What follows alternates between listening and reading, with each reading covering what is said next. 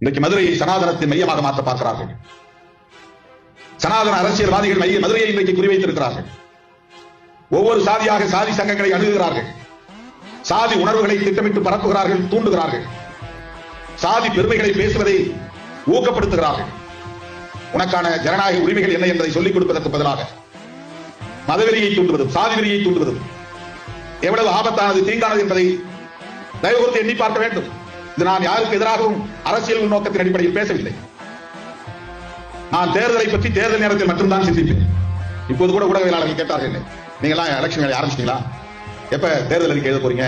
அது எங்க வேலை இல்லை. பெரிய கட்சிகள், ஆளும் கட்சிகள், ஆள விரும்புகிற கட்சிகள் செய்யட்டும். நாங்கெல்லாம் நெகோசியேஷன் பிறகு எவ்வளவு சீட்டு வந்த பிறகு அந்த சீட்ல வேலை செஞ்சா போதும் இல்லை. தேர்தல் நேரத்தில் தான் தேர்தலை பற்றி பேசுகிறோம். 2 சீட்டா 4 சீட்டா அது பிரச்சனை இல்லை. 2 சீட்டை 8 சீட் ஆகினாலும் 8 சீட்டை 10 சீட் ஆகினாலும் நான் ஒன்றும் முதலமைச்சர் நாட்களில் போய் உட்கார போறதில்லை. அந்த எண்ணிக்கை பொறுத்தது அல்ல என்னுடைய பிரச்சனை. நான் பேசுகிற அரசியல் எந்த அளவுக்கு மக்களிடத்தில் போய் சேர்கிறது என்பதுதான் எனக்கு பிரச்சனை. நான் பேசுவதை கேட்பதற்கான ஒரு இடம் எனக்கு தேவைப்படுகிறது. என்னை கவனிப்பதற்கு, ஊடகம் என்னை கவனிப்பதற்கு ஒரு புள்ளி எனக்கு தேவைப்படுகிறது. அதனால் தேர்தல் அரசியலில் என்னை தற்காத்துக் கொள்வதற்கான ஒரு போராட்டமும் ஊடாக நிகழ்கிறது. அவ்வளவுதான். பதவி எனக்கு பெரிதல்ல. 10 சீட்டு கூடுதலாக வாங்கி விடுவதனால் இங்கே எந்த பெரிய புரட்சிகர மாற்றத்தை ஏற்படுத்திவிடப் போவதில்லை. அதுதான் எனக்கு பெரிதென்றால் கூடுதலாக தருகிற இடத்திற்கு என்னால் போய்விட முடியுமே. பதவிதான் பெரிதென்றால், எண்ணிக்கைதான் பெரிதென்றால், கூடுதலாக இடங்களை தருவதற்கும் பதவியை அள்ளி தருவதற்கும் வாய்ப்பு இருக்கிறது என்கிற போது நான் அங்கே ஓட முடியுமே.